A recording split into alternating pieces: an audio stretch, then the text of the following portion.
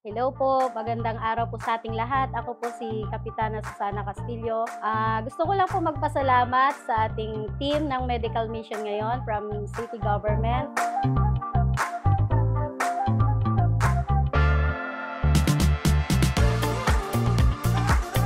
Ang gusto kong palakasin ngayon dito sa city yung ating mga rural health units o yung city health office. Dahil sa pag-inspection ko, mga luma na, no, kulang sa gamit.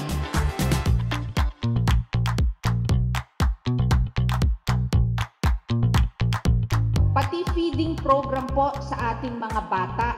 Kasi marami pong bata na kulang sa timbang. Yung tinatawag nating wasted, underweight.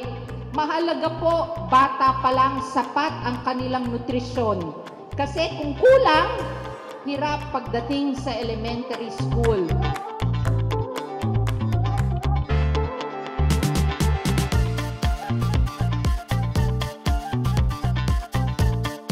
So magtatayo rin po ako ng 3 feeding centralized kitchens po. Ngayong taon rin po yan.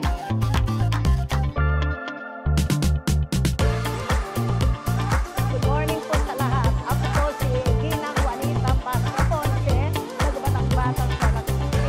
Ang masasabi ko po ay napakalaking tulong ang naibibigay ng serbisyong mayak, lalong-lalo na po sa aming mga senior citizen. At maraming salamat din po kay Senora, sa lahat ng mga kagrupo nila.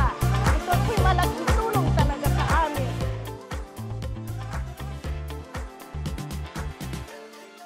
Sa aking mga kabarangay, mapalad po tayo at nandito na naman po ang isang napakagandang programa para sa kalusugan. Malaking tulong ito para sa inyo. God bless you po always. Maraming salamat po.